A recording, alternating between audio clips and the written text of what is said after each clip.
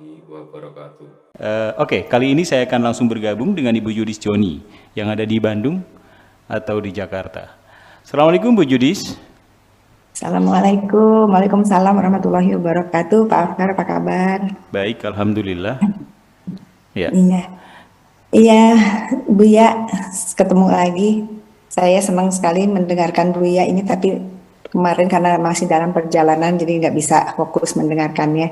Tapi luar biasa yang hari ini saya ini kan dapatkan Buya, ini sangat ya sangat apa ya sangat jelek banget lah gitu karena memang ini yang saya cari, ini yang saya sering pertanyakan dan semuanya ada di Buya. Tadi saya mencatat 2 catatan Buya, yaitu ini sederhana sekali dan sering kita dengar, tapi sering juga kita lupakan walaupun ada sederhana.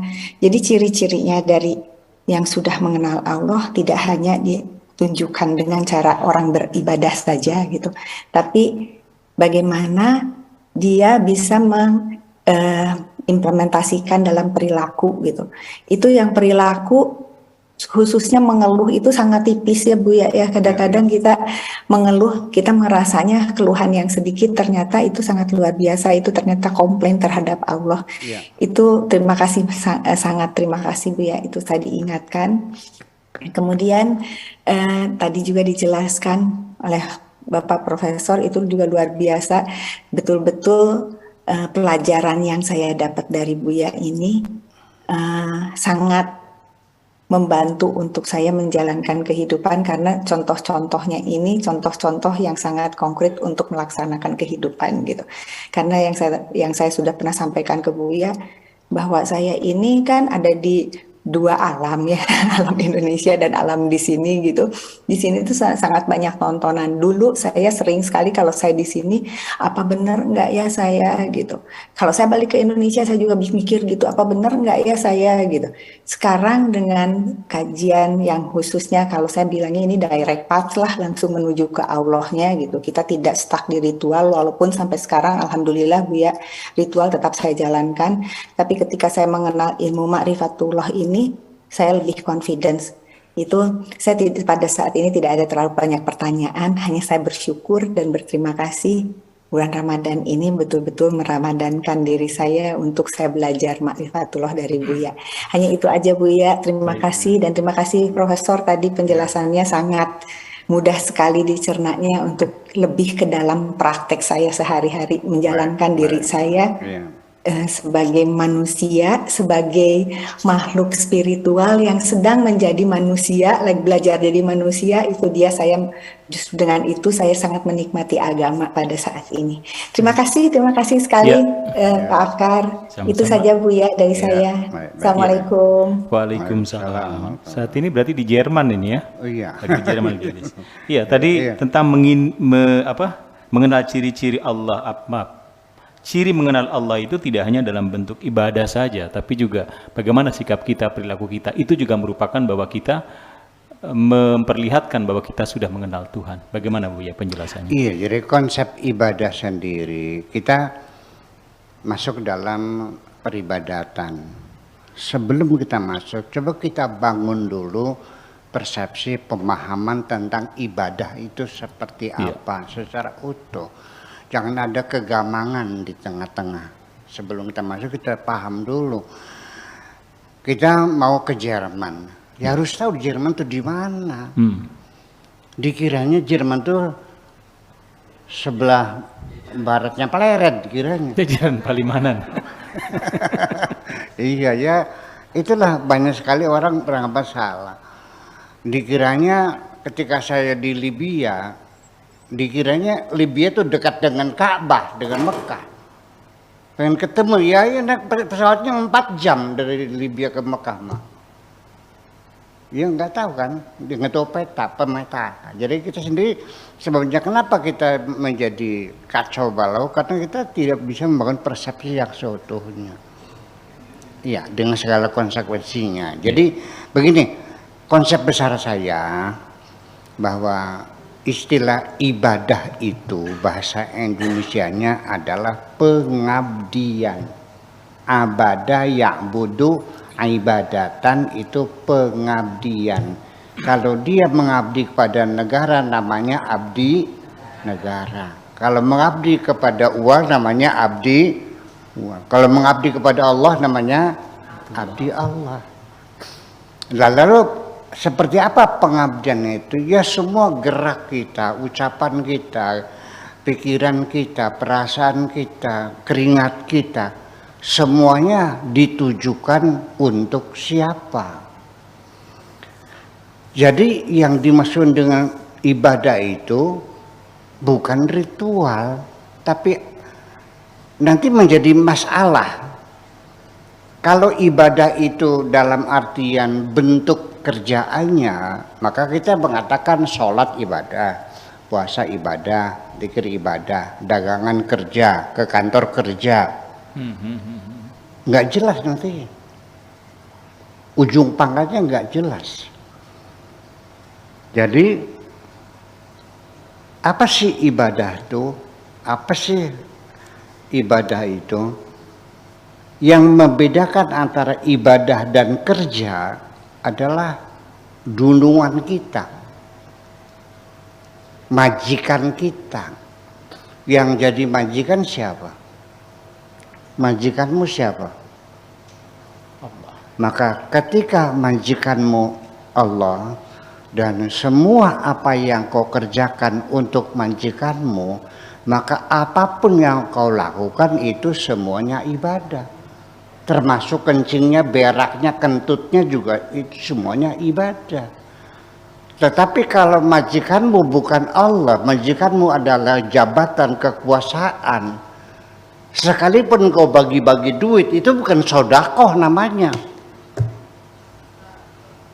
Iya, betul enggak?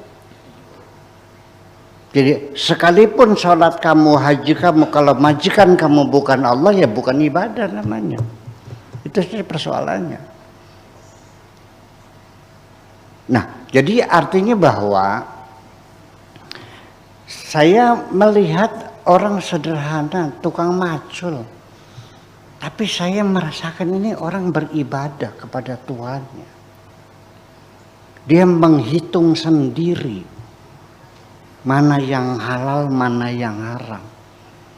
Di tengah dia ngisi bak kamar mandi nenek saya, sedang karena musim panas jadi ngambil air dari sungai, ngisi bak karena sumurnya kering. Di tengah mengisi air itu nenek saya memanggil dia suruh makan nasi goreng. Dia itu makan dulu, nggih wakaji makan. Dia makan nasi goreng. Setelah makan di kamar mandi lagi, diukur lagi, tinggal sekilan lagi, belum penuh kamar mandinya. Dia bilang harus dipenuhi supaya nasi goreng yang saya makan menjadi halal. Dia menghitung kok. Dia bukan kiai, dia buruh tani, tapi dia menghitung sendiri. Kenapa? Semua yang dia lakukan adalah untuk Allah, bukan untuk ini. Begini maksud saya, di dunia kita punya dunungan, punya majikan, punya bos, punya atasan. Oke, secara birokrasi kita melaksanakan perintah majikan, tapi semuanya dari presidennya, gubernurnya, bupatinya, kunya, camatnya, tukang beca, semuanya adalah ibadullah. Semuanya bekerja kepada Allah. Majikan kita hanya satu, hanya Allah. Jadi kita adalah sama sebagai hamba Allah. Ini ibadah ini sendiri sesungguhnya punya pandangan filosofis menuju membangun peradaban berdasarkan persatuan dan kesatuan berdasarkan kesetaraan. Ini yang belum banyak dipahami oleh orang. Kalau kita beragama Islam, dengan majikan saya baca bahasa bilang perdomak, nggak ada urusan dengan kamu. Engkau juga hamba Allah, aku juga hamba Allah, sama kok. Hanya beda posisi saja di dunia. Hebat nggak begitu? Iya. Nah di situ yang jadi persoalan semacam ini. Jadi nggak ada kita itu mengabdi kepada seseorang, semuanya mengabdi kepada Allah. Hanya formalitasnya dia atasan saya bawahannya, itu saja. Tapi kita sama-sama hamba Allah untuk Allah semuanya. Nah ini hierarki semacam ini dalam bernegara juga mestinya begitu. Seorang gubernur ya bekerja untuk membangun negara ini. Saya sebagai camat ya untuk negara ini.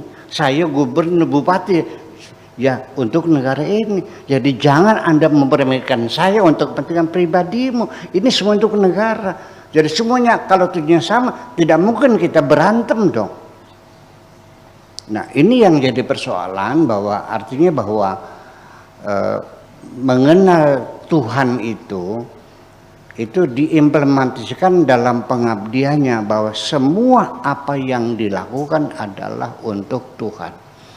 Sejauh mana orang yang kenal Tuhan kualitas beribadahnya,